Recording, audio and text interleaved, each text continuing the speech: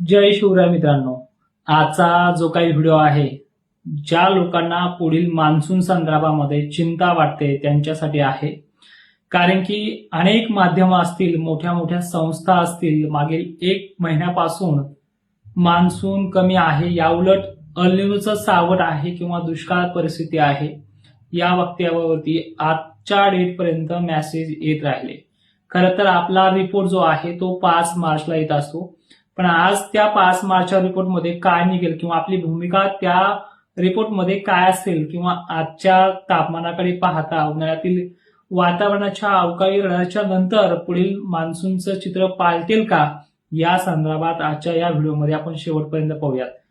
ही माहिती ऐकल्याच्या नंतर तुम्हाला अनेक प्रश्न पडले असतील.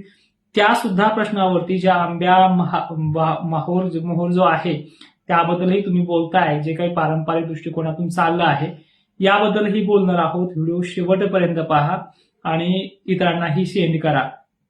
आणि सगळ्यात महत्वाचं, मी जी काही माहिती देणार आहे ती आवडली तर तुम्ही नक्कीच त्याला लाईक म्हणून दाखवा, म्हणजे माझा जे बोलण्याचा अर्थ आहे तो तटस्थ राहील. तर बघा, अल निनोचं सावट आहे किंवा अल निनो आणखीन प्रभावी वाढेल अशा बातम्या येत आहेत. पण मित्रांनो, खरं पाहायला गेलं तर आंब्याचा मोहोर किंवा अल निनोचं सावट असलं की पावसाळा कमी असतो, हे पहिले डोक्यातून काढा. अल निनो ही प्रक्रिया वेगळी आहे, ला निना प्रक्रिया वेगळी आहे. ला निना आणि अल निनो ह्या दोन्ही निसर्गाच्या जे काही प्रशांत महासागरातल्या पाण्याच्या जे काही टेम्परेचर सांगणाऱ्या दोन्ही बाजू आहेत, ह्या दरवर्षी चेंज होत राहतात. आणि याच्यामध्ये प्रत्येक 6 महिन्याला एक असा चेंजेस असतो जो चेंजेस तुम्ही गेल्या वर्षी पाहिलाय.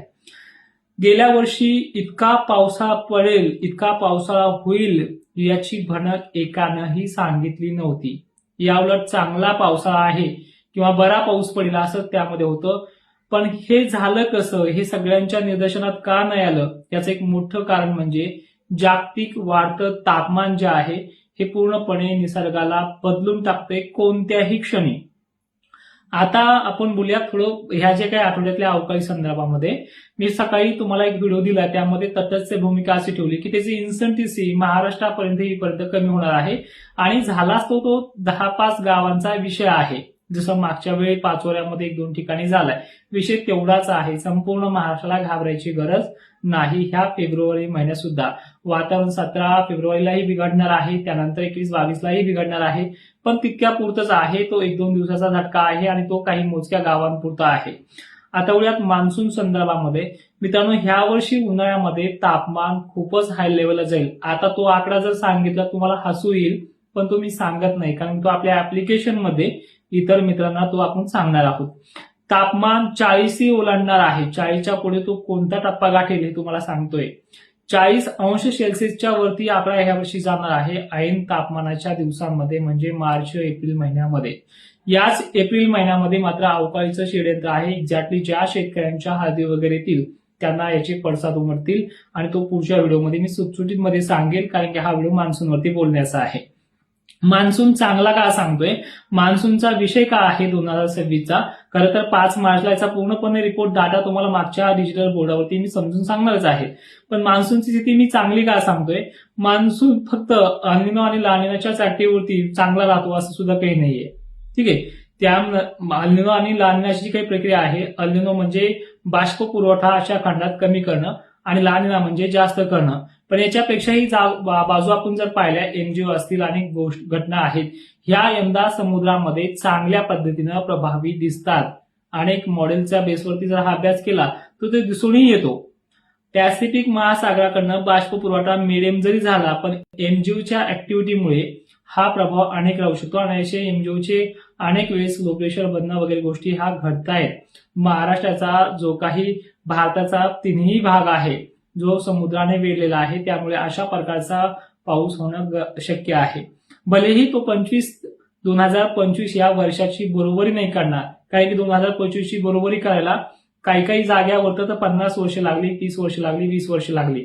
काही ठिकाणी तर असा पाऊस कधी पाहिलाच नाहीये, रेकॉर्ड तुटलाय 2025 मध्ये. त्यामुळे त्या सालची आपण बरोबरी काय करायची, त्याच्या पाठीमागे जे काही 2024 गेलाय चांगला पावसाळा तो देखील गेलाय. ह्या वर्षी आपण आपल्या रिपोर्टमध्ये नक्की त्या भागांची जिल्ह्यांची नावं सांगणार. ढगफुटी सारखी सुद्धा पाऊस ह्या 2020 मध्ये ह्या दुष्काळ सांगितलेल्या काळामध्ये सांगणार आहे. मग पाऊस कमी राहील, एल निनोचा जो काही सावट आहे हे कोणत्या महिन्यात राहू शकतं? साहजिकच आहे. जून, जुलै, ऑगस्ट पर्यंत मान्सून हा दरवर्षी कमी राहतो. गैरसमज करून घ्यायची गरजच नाहीये. ठीक आहे. आणि या कालखंडामध्ये मान्सून कमी राहतो आणि त्यानंतर रिटर्न मान्सून आपल्याला दरवर्षी साथ देतोय. अनेक भागांमध्ये तो साथ देतोय. अवर्षणग्रस्त भाग सोडणं ही प्रक्रिया गेल्या वर्षी होती, नव्हती का? गेल्या वर्षी सुद्धा 2025 मध्ये जून जुलैमध्ये अनेक भाग असे सोडलेले होते, त्यांना शेवटला पाऊस पडला. दिवाळीमध्ये पडला, काहींना सोयाबीन काढता वेळेस काहींना पडला. अशा गोष्टी होत राहतात. आता आंब्याचा मोहरचा विषय सांगतो. गावरान आंबे पहिले राहायचं, त्यावेळेस गावरान सगळं राहायचं, नॅचरल कंडिशन राहायची, त्यावेळेस निसर्ग पोषक होता, ते संकेत होते. मग आंब्याला एवढा मोहर का फुटलाय? पुढच्या पावसाचे संकेत काय सांगताय? अरे डोकं थोडं चालवा, यंदा आंब्या बहाराला पाणी भरपूर मिळालंय, पिकांना चांगलं पाणी मिळालंय आणि त्याचबरोबर एक चांगला थंडीचा महिना पण होऊन गेलाय, तो म्हणजे डिसेंबर महिना. त्यामुळे पालवी फुटण्याऐवजी त्याला चांगल्या पद्धतीनं जे काही मोहर फोडण्यासाठी जे काही पिलं निघतात बाहेर, हे पोषक वातावरण त्याला मिळालंय. त्या एक महिन्यामध्ये, डिसेंबर महिन्यामध्ये धुळी धुराळी ही कमी होती, पण चांगल्या पद्धतीची थंडी होती. हे पोषक वातावरण त्या गोष्टींना मिळालंय, त्यामुळे आंब्याला मोहर आलाय. ठीक आहे. गावरान आंबे तर आता जवळपास नामशेष होत चाललेत.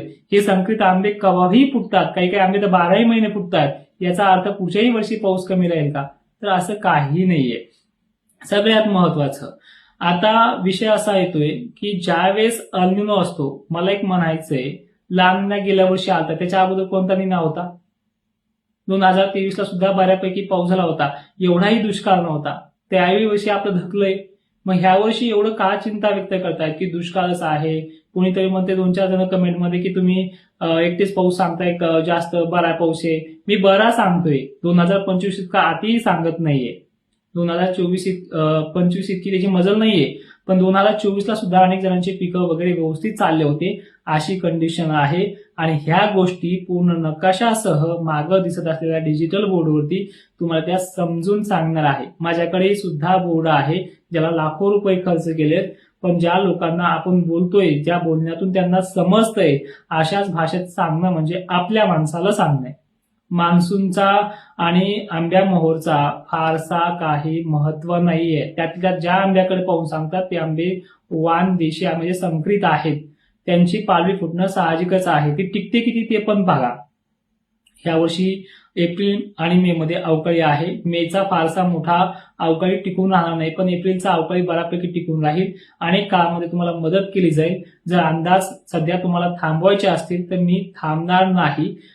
फेसबुक, इंस्टा, युट्यूबवरती थांबेल, पण माझ्या ऍप्लिकेशनमध्ये ज्यांना कोणाला यायचं असेल त्यांनी आवर्जून या.